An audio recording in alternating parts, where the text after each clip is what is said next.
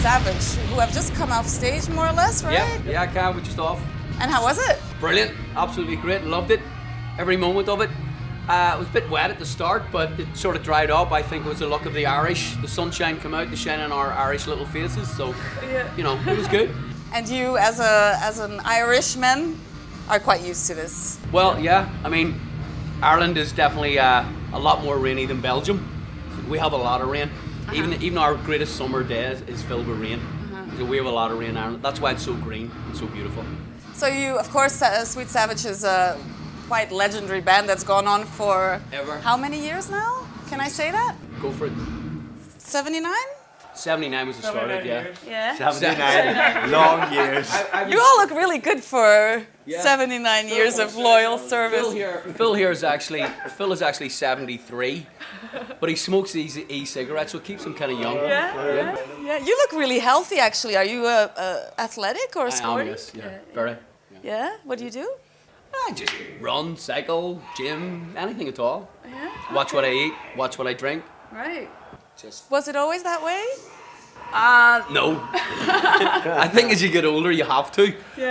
Or else, you know, you end up sort of like big belly, whatever else. You know, I think when you're younger, you don't need to worry about it. But I do. I only drink at the weekends. Right. And never before 12. Really? Yeah. So you'll be waiting for the Cinderella moment. No, I'm talking about 12 lunchtime.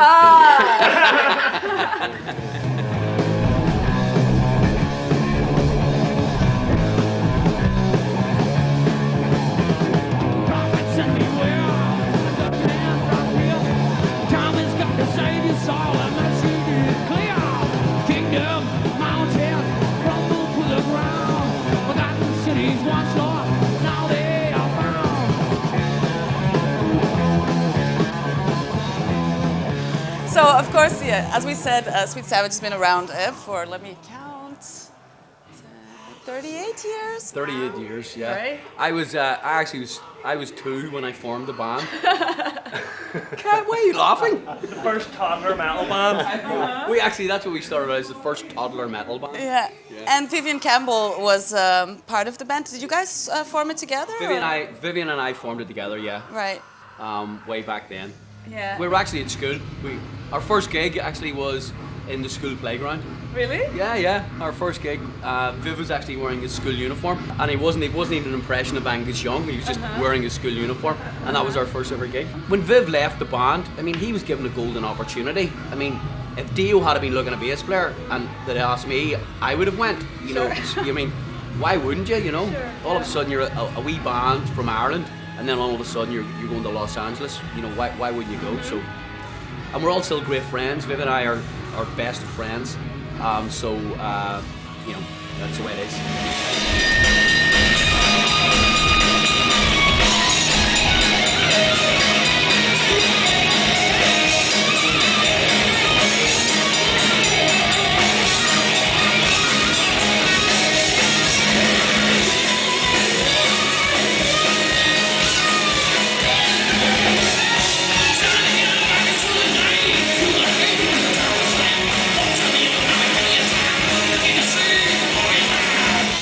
I heard him say that he sometimes wonders, you know, if you guys had gotten that record deal straight away, he sometimes wonders what would have, you know, how things would have been different. And he said that you would have been Metallica because you sounded so much like that before they were even around. And you know, he sometimes reminisces about that. Do you as well? I didn't for a long time, and then, you know, over the last couple of years we've done a lot of stuff with Metallica. So, you know, and then when I went out to San Francisco to sing with them on their 30th anniversary, you know, I spent a lot of time with them. So it was very interesting to hear, you know, like James say that, you know, Ray, you're a big influence on me, and, you know, I liked your singing style and blah, blah, blah.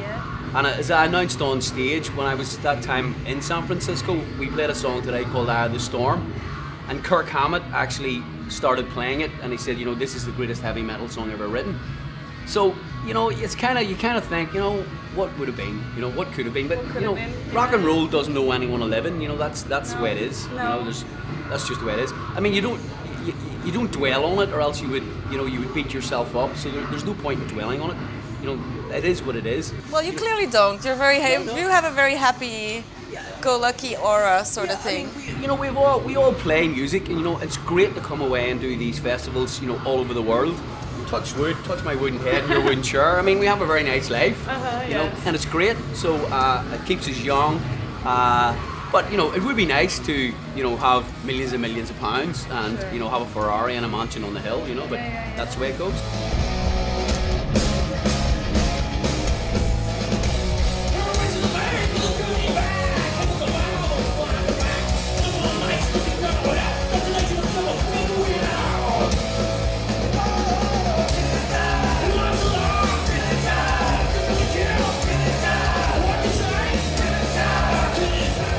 How did you two, you all joined at a later stage, obviously, or you would have been really well preserved. Yeah. Want me to go first?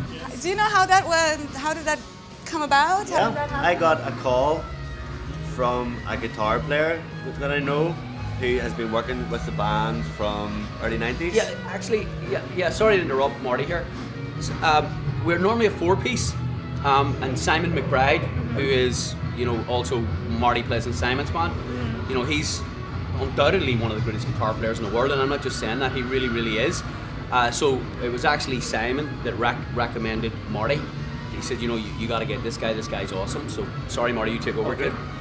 So, Simon gave me the call and asked me if I'd be interested in playing with him. And when I was younger, going to school, learning how to play drums, there's a few bands who have came out of Belfast who have became universally known.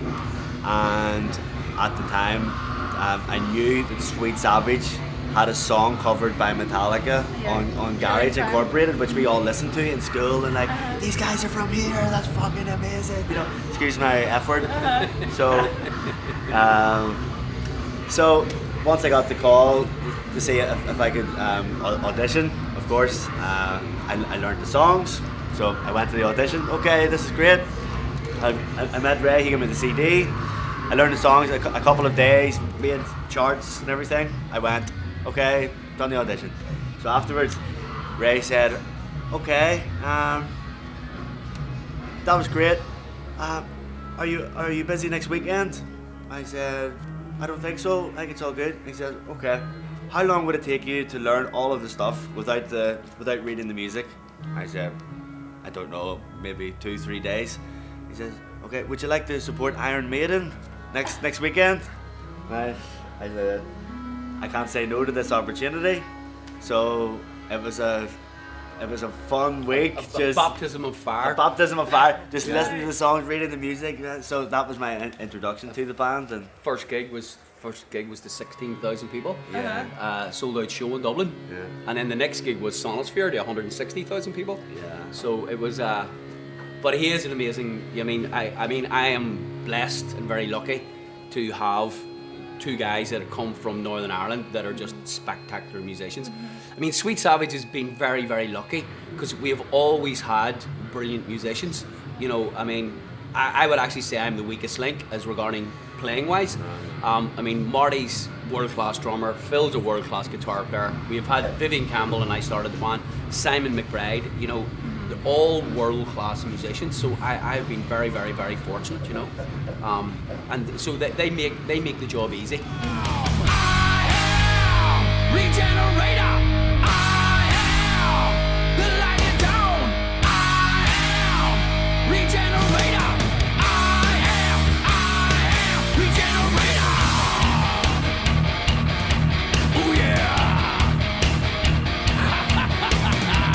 I've actually just finished a new record, and even though I say it myself, it's absolutely amazing. But it is really amazing. It's very modern, it's very fresh, it's totally different from what you heard today. There's some stuff on it which is kind of, it is extremely heavy in places, but there's also sort of quite commercial, sort of hard-hitting songs as well. I would actually feel that it's the best thing that I've ever recorded. And I think part and parcel is because I have these two guys. So it's really fresh, it's really good. The album's called Bang. Both the guys really influence the sound, but Marty is, you know, Marty's a modern day drummer. I mean, like, I'm speaking as if Marty's not here, but like, Marty is a modern day drummer. So his influence is massive on it, simply just by the way that the songs are structured. My style would be sort of classic rock. And, you know, Phil or Marty say, Ray, that's great, but it's a wee bit old, kid. You know, you kind of need to do this, you need to do that. So there's some of the riffs which I would have come up with, which probably would have been a bit more older style. Marty puts it different. He turns them into a modern, fresh thing. There's one that's a really old riff, but, you know, the way Marty plays it, it's not an old riff anymore. It's like, wow, this is good. This is fresh, you know? And now it's getting, you know, people would say, wow, that's a cracking song, that's a cracking song. But when they heard it, when I was sitting in the bedroom with a distortion pedal and the bass, it sounded like something like Black Sabbath would have recorded, you know, back in 1965 or something, if they were around then, I don't know. But anyways, it was like something like, you know, Black Sabbath would have done, but because Marty takes it and he goes, no, that's not how you do it, this is how you do it. Cool. It's a new, fresh song. He's a genius. Thanks. He's not very good at buying drinks, you know? He's not very good at buying drinks, but he's a great drummer.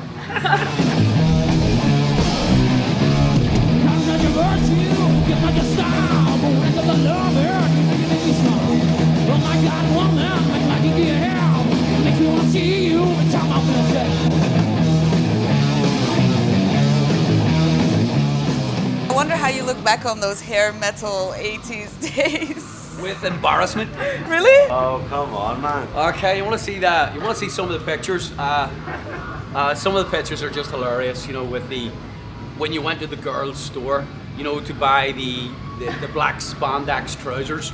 You know, I mean, they were wacky pictures, and you know, you look like you've two dead poodles on your head. You know, hair down to here. You know, and I was about, you know, I made Phil look as if he was, you know, overweight. I mean, you know, at arms like 2 matches. But there were fun times, you know. I mean, it's really good fun. It was great. I mean, the 80s was just amazing, you know, because that's when metal was really, like, metal's still cool, but in the 80s, metal was cool, you know. And I mean, you were like, even at our level, you were like a rock god, you know. You couldn't put a foot wrong. Didn't matter how bad you were. You know, people were into metal music, and the way people are into dance music now, people, you know, metal was it, and there were great times. Bad fashion, but you know, good times. Yeah, well, it's coming back a little bit as well. It is, yeah. I mean, you want to see Phil looks great in his spandex. He looks really good. Really good. So you guys I'm seeing a little closet fun here. Ray has an old pair of chaps. That I like to wear on occasion. Kaya, you know.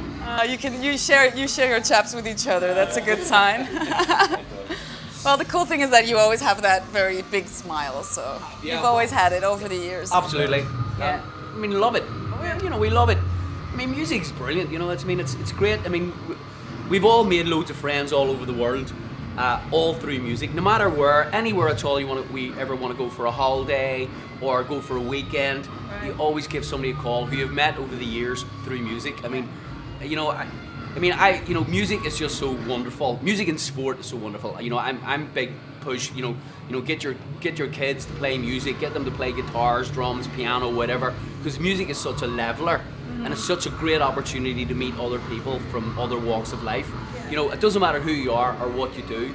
Once you join a band, you know, you can either play or you can't play. Nobody cares who you are, what you are.